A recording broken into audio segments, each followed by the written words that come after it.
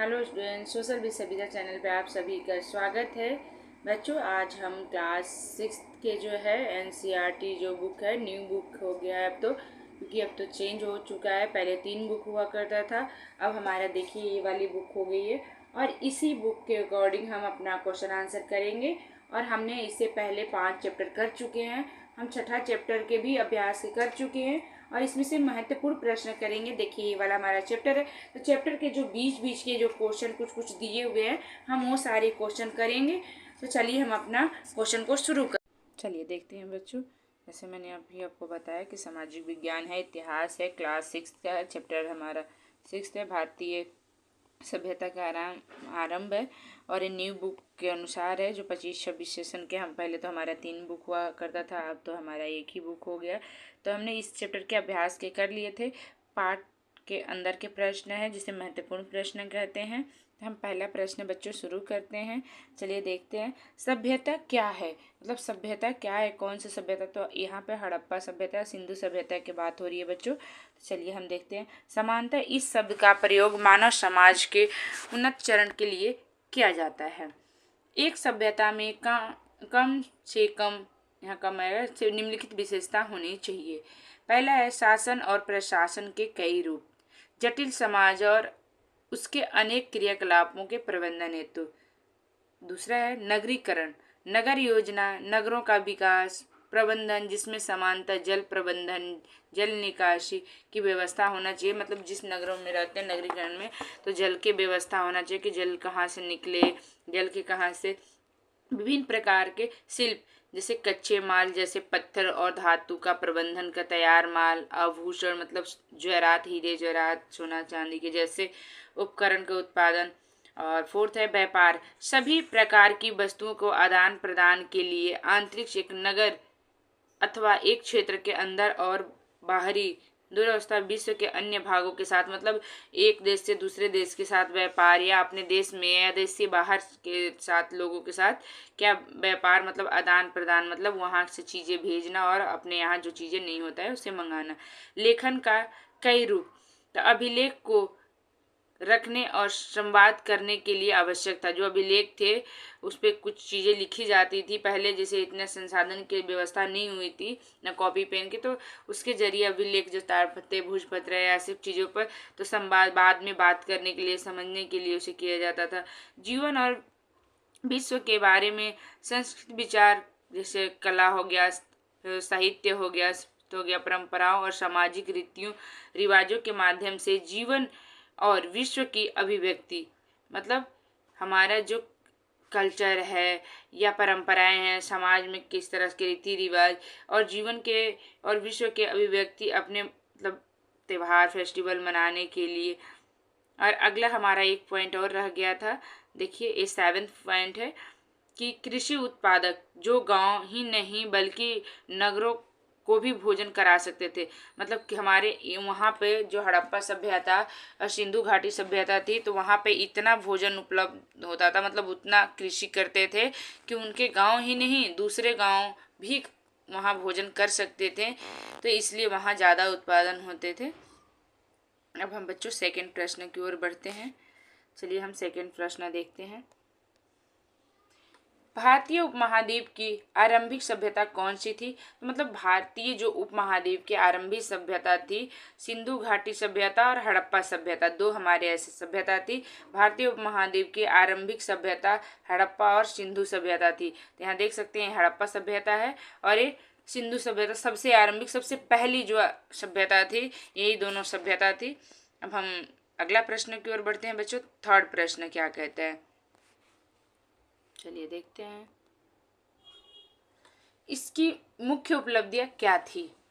हड़प्पा सभ्यता की कुछ प्रमुख उपलब्धियां थी इस प्रकार थी, जैसे सड़कों और जल निकासी प्रणाली की अच्छी तरह से नियोजित शहरों का निर्माण करना, शहरों का मतलब यहाँ शहरों का निर्माण करना अच्छी तरह से, जल प्रबंधन के लिए कुओं और जलाशयों जैसे प्रणालियों का विकसित करना, मतलब जल की व्यवस्था के लिए वहाँ कुआं हो, जलाशय, तालाब हो, जिससे प्रणाली की विकसित करना। और अनाज और दालें, सब्जियां, फल और कपास उगाई जाती थी वहाँ पे, ये सारी चीज़ें उगाई जाती थी। पाले गए पशु, वहाँ पे पशु जो पालते थे, मिट्टी के बर्तन और आभूषण सहित सुंदर शिल्प और व्यापारिक वस्तुएं बनाना। इस तरह से देख सकते हैं। एक लेखक प्रणाली का होना, भले ही आज हम उसे पढ़ नहीं सकते हैं, मतलब उसे हम पढ़ नहीं सकते हैं, लेकिन वहाँ पर एक लेखक क्या था, प्रणाली था, जो हड़प्पा सभ्यता की लिपि थी, उसे पढ़ी नहीं जाती थी, लेकिन वहाँ के लोग जो थे लिखते थे। तो चलिए अब हम अगला प्रश्न देखते, मतलब इसी में बच्चों मैं पिक्चर दिखाती हूँ कि क्या क्या वहाँ की व्यवस्थाएं थी, जिससे हमने पढ़ा कि जल निकासी और बाकी सारे चीज़ें, तो वो सारे चीज़ें मैं इसमें अभी आपको दिखा रही हूँ और समझाऊंगी भी कि किस तरह से वहाँ के सारी चीज़ें थी। चलिए अब बच्चों मैं दिखाती हूँ कि ये देखिए चौड़ी सड़कें, ये चौड़ी सड़कें कहाँ की थी, ये कालीबंगा राजस्थान में है। और यहाँ पे देखिए कितने मतलब चौड़ा सड़क था, ताकि यातायात में आने जाने में किसी को दिक्कत ना हो, लोग यहाँ पे अपने। और अगला हमारा जो चित्र है, ये देखिए कालीबंगा है, और ये महास्नानागार है, ये धौलावीरा में है। नहीं, ये मोहनजोदड़ो में है, सॉरी, ये मोहनजोदड़ो में महास्नानागार, मतलब यहाँ पर पानी भर दिया जाता और सीढ़ियों से देख रहे हैं कि सीढ़ियों से लोग नीचे उतरते थे और इसमें स्नान करते थे, बाद में इस पानी को निकाल दिया जाता था। और ये वाला चित्र थोड़ा मैं और इसे ऊपर करूँ तो आप देख सकते हैं सारे चित्र। और ये देखिए धौलावीरा के गलियाँ, यहाँ पे भी धौलावीरा के गलियाँ जो थी, यहाँ लोग जो बसे हुए थे आने जाने के लिए सड़कों का इस्तेमाल करते थे। और 3 तरह से अलग अलग क्षेत्र देख सकते हैं कि लोग इधर से भी आ सकते हैं, इधर से भी आ सकते हैं, 3 तरफ से जुड़े हुए थे नगरों में आने जाने के भवन से। और देखिए कितने अच्छी ईंटों से, किस तरह से पहले की जो सभ्यता है, कितनी विकसित सभ्यता थी। और ये जल निकालने के लिए जो पानी थी, पानी भर जाता था, तो ये जल निकालने के लिए जैसे ये नलियाँ, किस तरह से सीवर लाइन नलियाँ, और यहाँ से जल निकासी के लिए इस तरह से बनाया गया है, तो आप देख सकते हैं। और अगला हमारा पिक्चर जैसे हाथी दांत हो गया, मनके हो गया, ये देखिए, ये थोड़ा मैं ऊपर करती हूँ, ये भी जलाशय है, जलाशय तालाब जहाँ पानी इकट्ठा करते थे। और ये मनके हैं, ये मनके जो है कार्नियल मनके, जो पत्थर से बनते थे, वर्तमान और ईरान से खुदाई में प्राप्त हुए थे मनके, जो वहाँ के लोग मान लीजिए वस्तुओं के व्यापार अलग अलग चीज़ों को बनाने के लिए इसे करते होंगे। और ये क्या है, हाथी दांत है, हाथी दांत से इसे ये जो व्यापार भी करते होंगे या कुछ और चीज़ बनाने के लिए भी इसका इस्तेमाल करते होंगे हाथी दांत से। और अगला है, ये देखिए एक चित्र दिया है, ये जो आप चित्र देख रहे हैं, ये लोथल के विशाल बंदरगाह है। और ये जो देख रहे हैं एक आकार में, ये मिट्टी का हल है। तो हमें पता चलता है कि इसे लोग वहाँ के कृषि भी करते थे, खेती भी करते थे। और अगले प्रश्न, ये देखिए और भी कुछ दिया हुआ, तो यहाँ देख सकते हैं कि यहाँ एक सींग वाला, यहाँ देखिए एक सींग वाला पशु हमें दिख रहा है, यहाँ बैल दिख रहा है, और यहाँ बाघ के दिखाया गया है इस तरह से। यहाँ ये मुहरे हैं, जो मुहर लगाए जाते थे वो मुहरे हैं। और यहाँ और कुछ है जैसे मूर्तियाँ, एक छोटी सी मूर्ति है, ये पुरोहित राजा का, मतलब ये देखिए अलग अलग तरह के बनाया गया है। ये नर्तकी है एक नमस्ते करते हुए, और एक कौवा, देखिए कौवा का चित्र बनाया, घड़े हैं कि कौवा किस तरह से घड़े में कंकड़ डाल रहा है। तो इस तरह से सारे ये चित्र दिखाया गया है हड़प्पा के सभ्यता के, कि हड़प्पा सभ्यता में लोग किस तरह से विकसित थे, क्या क्या चीज़ें करते थे, ये सारे चीज़ें वहाँ के बारे में। अब अगला है, ऊपर बताई गई विशेषताओं में से आप किस मूलभूत विशेषताओं मानते हैं, अर्थात ऐसी विशेषता जो अन्य सभी को विकास के लिए अनिवार्य है। तो चलिए, हमारा सबसे पुरानी आवश्यकता विशेषता कृषि है। आरंभिक मानव केवल भोजन के कारण जीवित रहता था, उसके पास कोई अन्य आधुनिक सभ्यता नहीं थी। यदि उसके पास इतनी कृषि उत्पाद है कि वह न केवल गांव बल्कि शहरों का भी भोजन दे सकता था। सभ्यता की अन्य आवश्यकताएं विशेषताएं कम से कम निकट भविष्य के लिए विकसित होगी। मतलब वहाँ के लोग इतने कृषि खेती करते थे कि आसपास के गांव को भी वो भोजन करा सकते थे। अगला देखिए हम 5th प्रश्न देखेंगे। ऊपर दी गई सूची के प्रत्येक विशेषताओं के लिए आप उसके समय के समाज में विद्यमान व्यवसाय और रोजगार की सूची तैयार कीजिए।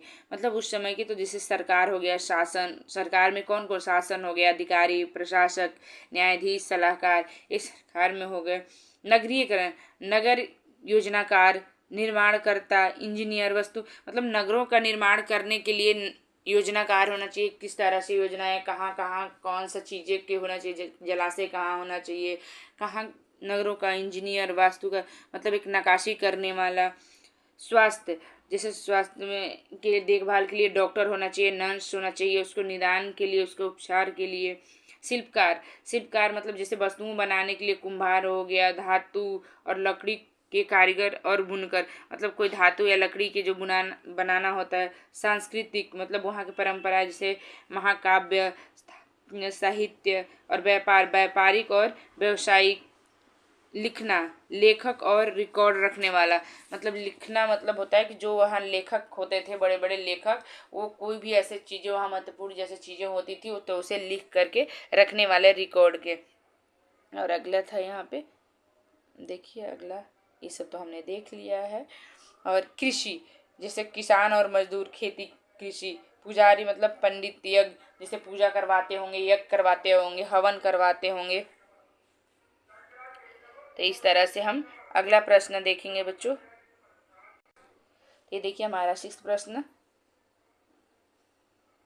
देखिए, वर्तमान में इस सभ्यता के निवासियों को हड़प्पा या हड़प्पावासी क्यों कहा गया है?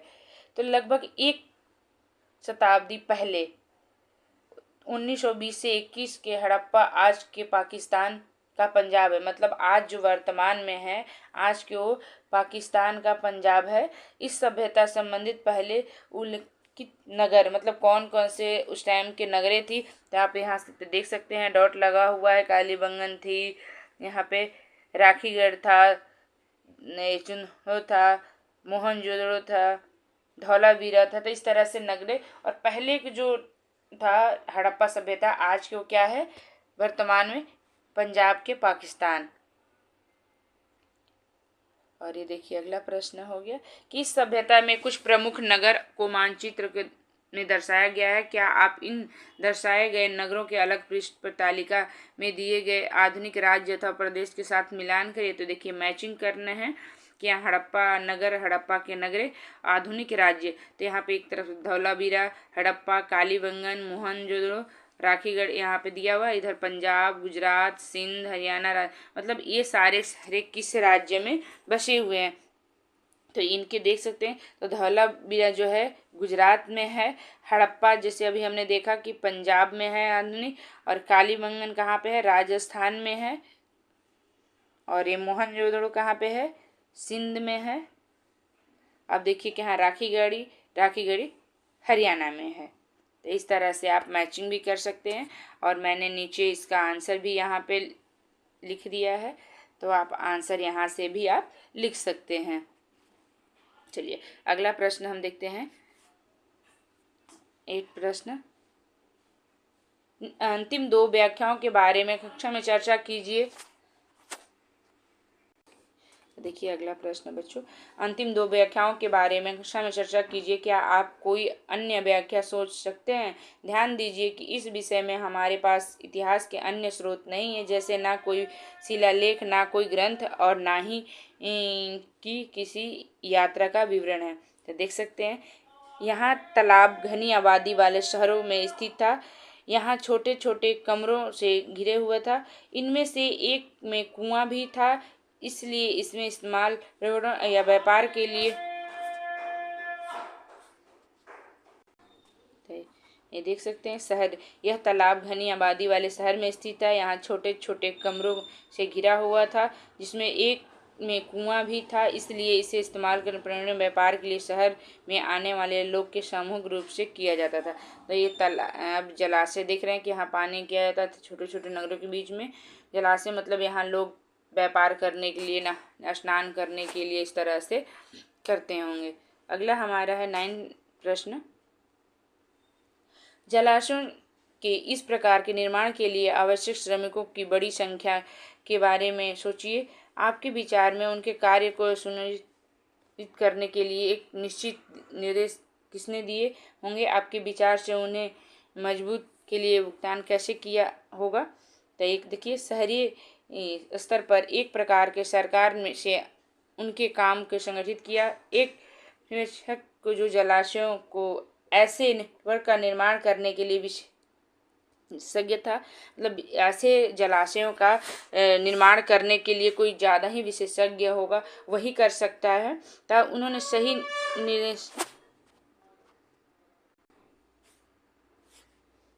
देख सकते हैं कि उन्हें वस्तु निर्माण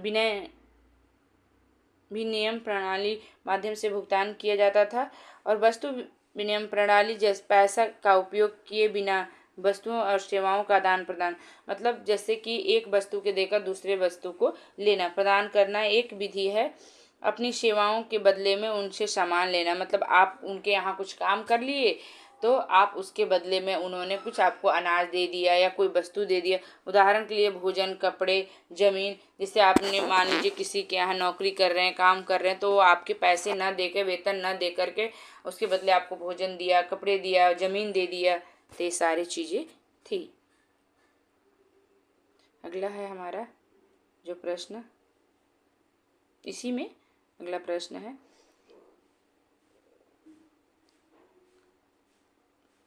इसी में अलग अलग पार्ट दिए। क्यों समय समय पर जलाशयों की सफाई करना आवश्यक था? इसलिए क्या उनके रख रखाव के लिए कोई स्थानीय पदाधिकारी इस नगर के शासन और नगर प्रशासन के बारे में इसमें क्या संकेत मिलते हैं? तो हाँ, उन्हें रख रखाव के लिए कुछ स्थानीय पदाधिकारी मौजूद थे। मतलब आप जलाशय से, कुएं से, मान लीजिए जो कुएं तो है तो ठीक है वो नीचे से, लेकिन जलाशय जैसे कुछ खुदाई करके रखे हैं और वहाँ पानी भरते जाएंगे, वहाँ निकासी के लिए नहीं, या उसको साफ सफाई नहीं करेंगे तो गंदगी, कीड़े मकोड़े और ज़्यादा वो खराब हो जाएंगे। तो इसलिए वहाँ पदाधिकारी मतलब लोग रखे थे ताकि उसको साफ सफाई की निगरानी रख सकें। अगला है, देखिए, कल्पना कीजिए और अपने शिक्षक के साथ चर्चा कीजिए कि पूरा तत्ववेदक ने इन प्रश्नों के बारे में चर्चा करते हुए और उनके उत्तर सदैव निर्णायक नहीं होते हैं। तो देखिए यहाँ आंसर है, शहर के शासकों के पास पर्याप्त धन था। वह जल संसाधन प्रबंधन और उनकी सफाई का जल निकासी व्यवस्था के महत्व को समझाता था, और नगर निगम के अधिकारियों को जलाशय बनाने से में सक्षम थे। तो मतलब वो जो वहाँ के शासक राजा थे तो उनके पास पर्याप्त धन थे, तो वो क्या करते थे, जल संसाधन प्रबंधन के, साफ सफाई की, जल निकासी की व्यवस्था को महत्व को समझाता था, और नगर निगम इस तरह से देख सकते हैं। और अगला हम देखेंगे, अब हम प्रश्न जो है, तो अगला हमारा प्रश्न 10 है। मान लीजिए कि आप हड़प्पा के एक घर में खाना पकाते हैं।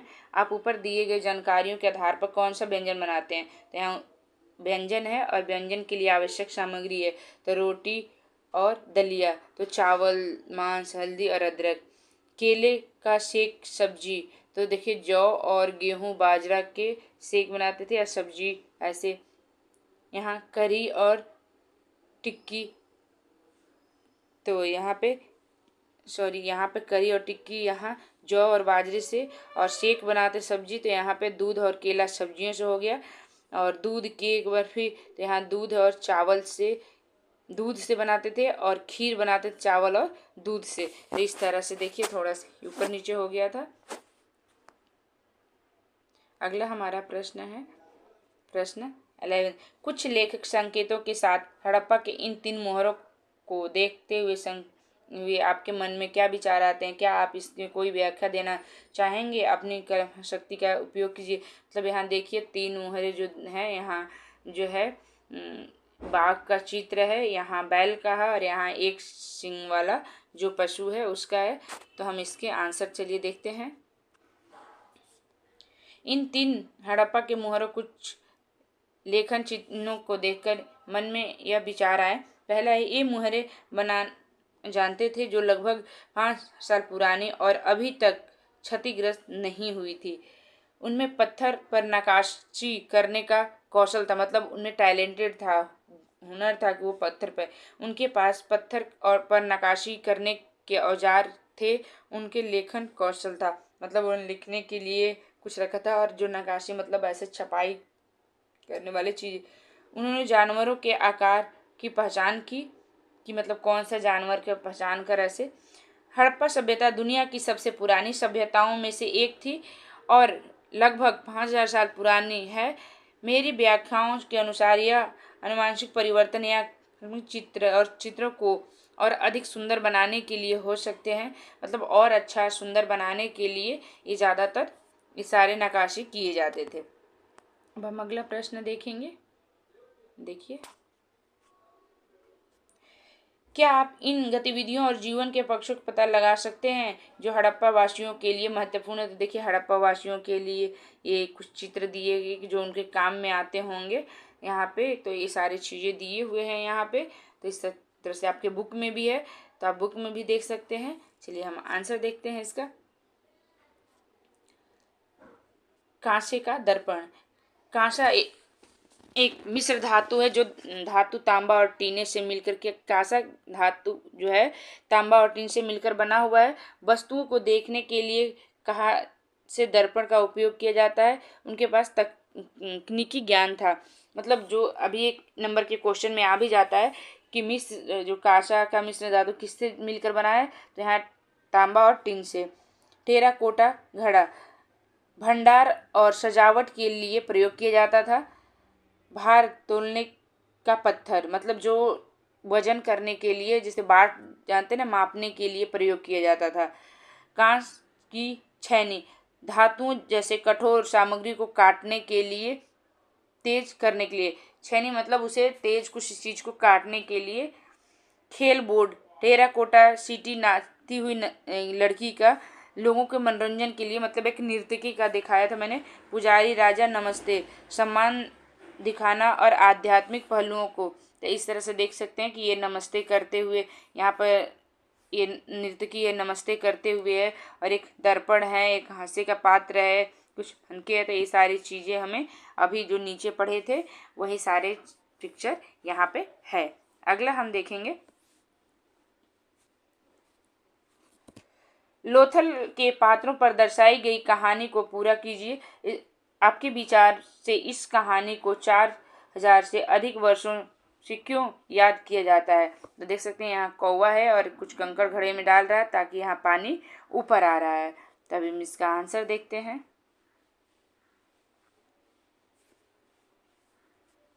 पानी की तलाश में प्यासा कौवा एक घड़ा पाता है जिसमें पानी का स्तर कम होता है। वह पानी पीने पाता है। वह घड़े में एक एक कंकड़ डालता है और पानी के स्तर बढ़ जाता है। वह पानी पीता है। यह कहानी 4000 से ज़्यादा साल तक याद रखी गई है और इसका एक नैतिक संदेश है कि समस्याओं से घबराओ मत, शांत रहो, सोचो, समाधान है और पानी के बिना जीवन नहीं है। तो एक कहानी हमें अक्सर क्लासों में हमेशा सुनाई जाती है कि ये कौवा प्यासा था और वो घड़े में कंकड़ डाला था। तो ये देख रहे हैं हम कितने हड़प्पा सभ्यता की कहानी, और आज भी हम उस कहानी को सुनते हैं। अब अगला हमारा जो क्वेश्चन है, ये देखिए क्वेश्चन नंबर 4 है। नर्तकी की लघु प्रतिमा को विचार कीजिए। इस लघु प्रतिमा के भाव से आप क्या समझते हैं? पूरी बाह को ढकने वाली उनकी चूड़ियाँ, जैसे चूड़ियाँ हैं वाली उसकी चूड़ियों को ध्यान से देखिए, जो गुजरात और राजस्थान के क्षेत्र में अभी भी महिलाएं पहनती हैं। इस अध्याय में अपने और कहाँ पर इस तरह की चूड़ियाँ पहनते हैं चिन्हित कीजिए और इसके लिए क्या निष्कर्ष निकालना चाहिए। तो देख सकते हैं चूड़ियाँ मैंने देखा है कि अभी भी कहाँ पे पहनते हैं, राजस्थान और हरियाणा में। नृत्य करती लड़की की मूर्ति आत्मविश्वास से भरी हुई और खुश दिखती है। यह दर्शाती है कि नृत्य और उत्सव उसकी संस्कृति के महत्वपूर्ण थे। पाठ्य पुस्तक के पृष्ठ नंबर 85 पर हम मतलब एक चित्र दिया हुआ, उस पर अपने पेज नंबर 88 पे जो है देख सकते हैं 85 पर एक महिला को इसी तरह चूड़ियाँ पहने हुए देख सकते हैं। उसकी बाहों पर चूड़ियाँ वैसे ही हैं जैसे आप लोग पहनते हैं, जिसका मतलब है कि कुछ परंपराएं लंबे समय से चली आ रही है। इससे पता चलता है कि कुछ शैलियाँ और रीति रिवाजों हमें अतीत से जोड़ सकते हैं, मतलब जो पहले की घटनाएं घट चुकी हमारे अतीत से उसे। तो बच्चों हमारे चैनल एक वीडियो ख़त्म हुआ, मतलब कंप्लीट हुआ, और देखिए ये सारा हमारा क्वेश्चन था। जो आपके वीडियो कैसा लगा। यदि आप नए हैं तो मेरे चैनल को लाइक सब्सक्राइब शेयर करिएगा, अपने दोस्तों में भी शेयर करिएगा और बेल आइकन को भी दबा दीजिएगा ताकि वीडियो का नोटिफिकेशन आप तक सबसे पहले पहुंचे। और आपको किस टॉपिक पर वीडियो चाहिए वो भी कमेंट करके बताइएगा। कमेंट जरूर करिएगा कि आपको वीडियो कैसा लगा और अगले वीडियो में हम जल्द मिलेंगे। धन्यवाद।